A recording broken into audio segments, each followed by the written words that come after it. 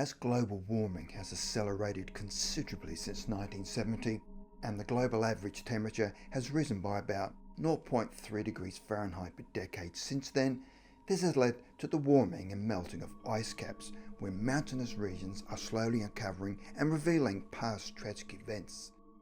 The following three stories are about melting ice and the uncovering of these tragedies. Mummified Parents. A mystery has haunted a quiet village in the Swiss Alps for 75 years. When Marcelin and Francine de Moulin left home on August 15, 1942, to milk their cows high in the alpine fields near Schandolen in southwestern Switzerland, and were never seen again. It is believed the couple fell into a crevasse where snow and ice enveloped their bodies. After an intense search, the rescuers realised the parents would never be found. Their children, 5 boys and 2 girls, were then divided amongst families in the neighbourhood. The eldest brother was 13 at the time and went to work for a baker. The second brother went to work for a shoemaker and later became a priest. 2 other brothers became stonemasons, and a 5th son became a restaurant chef.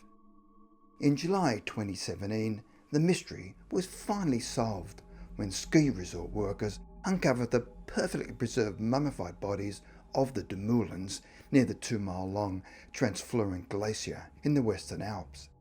It was immediately obvious that the bodies were from the 1940s due to the clothes they were wearing, and identity papers allowed police to identify the couple.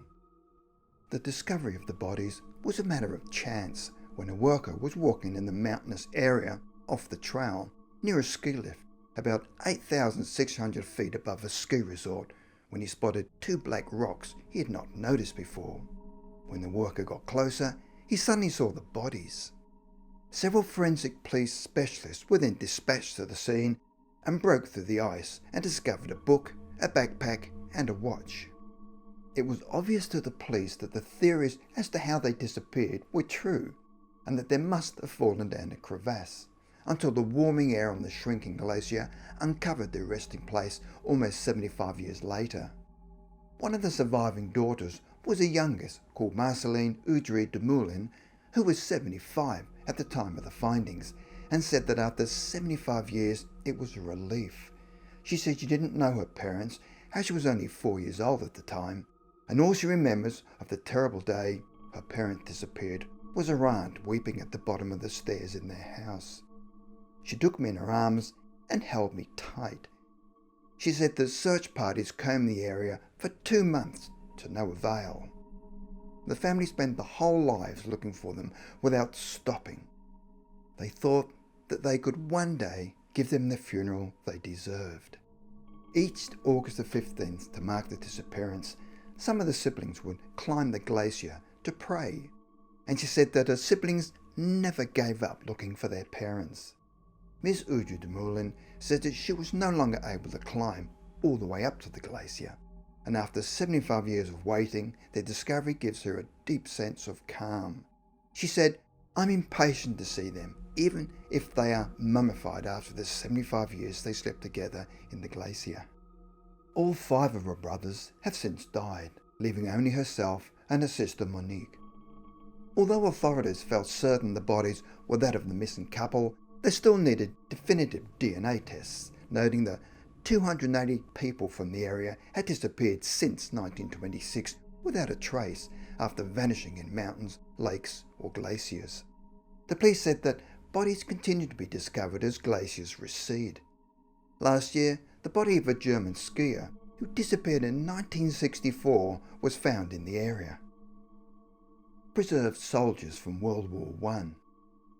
In the 1990s, global warming started melting the glaciers around northern Italy's town of Paolo, slowly uncovering artifacts from a war the world had long forgotten. They discovered an unmailed love letter to a girl named Maria, soldiers' helmets and guns, and of course, many bodies.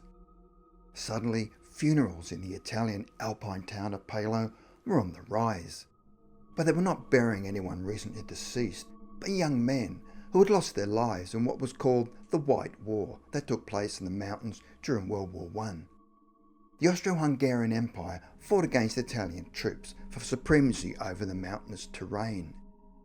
Due to the inhospitable conditions and the freezing weather, specialist mountain soldiers were recruited, where the Italians had the Alpini, who wore distinctive feathered caps, and the Austrians had the Kaiserschützen. Hundreds of thousands of soldiers were estimated to have perished during the White War, and not all at the hands of the enemy. Most of the young soldiers were claimed by the extreme weather, where temperatures plummeted to 22 below and avalanches dubbed the White Death by soldiers swallowed companies whole. Now, a century later, the remains of the lost soldiers have been uncovered and the mummified bodies have risen to the surface due to the melting glacier. Thousands of men, mostly teenagers, lost their lives in the mountains and their bodies were never recovered. In 2004, a mountain guide came across 3 Habsburg soldiers sticking out of a wall of an ice upside down. They would have lost their lives in one of the last battles for the mountain in 1918. In 2012, the mummified bodies of 2 blonde and blue-eyed Austrian soldiers, aged only 17 and 18 years of age, were uncovered from the ice, where both had bullet wounds and buried in a crevasse on the Prasina Glacier for their comrades.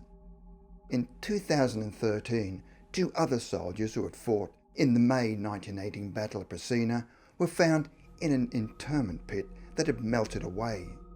The bodies were so well preserved that the hair, skin and other features still remained.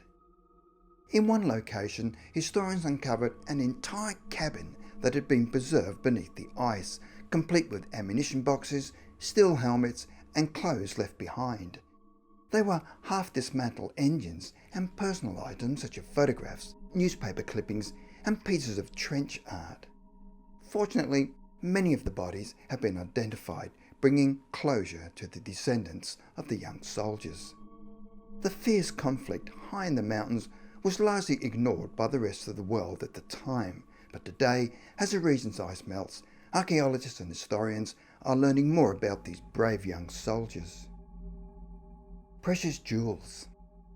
In 2013, a mountain climber had sought out police at a nearby village after finding something quite unique in the mountains. Rather than taking the fine and disappearing never to be seen again, when no one would have known about the discovery, he sought out law enforcement officers and handed them a small box containing 100 precious jewels, including rubies, emeralds and sapphires. The jewels were then transferred to the mayor of the nearby village of Chaumont in France and stored in a vault below the town hall while authorities tried to sort out the mystery of the jewels' origins. The French mountaineer had stumbled across the metal box sticking out of Busson's Glacier, which is one of the largest glaciers of the Mont Blanc group of mountains.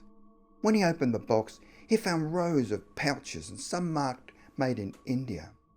Based on the Made in India labelling, it was believed that the box full of jewels likely came from one of 2 plane crashes that had taken place atop Mont Blanc decades before. In 1950, a small plane crashed atop the mountain where 48 people had lost their lives en route to Geneva. 16 years later, in 1966, the pilot of an Air India Boeing 707 bound for New York via Geneva and London crashed into the summit of Mont Blanc, where 117 passengers and crew lost their lives. The crash of the Boeing 707 left a crater on the side of the mountain, and pieces of the wreckage can still be found tucked away in the farthest reaches of the mountain. Individual articles from the plane crashes continue to be unearthed on the glacier, including a diplomatic mailbag that was recovered in 2012. As would have been expected, many parties tried to claim ownership of the jewels, but authorities believe that the jewels were bound for a family-owned jewel company based in London. As for the honest climber who handed in the jewels, the police chief believed the climber would have probably known the history of the 2 plane crashes and realised that the find was linked to those crashes. Also, he didn't want to keep something that had belonged to someone who had died. However, if he had chosen to keep the precious jewels, the small box, packed full of precious stones, was worth an estimated $337,000.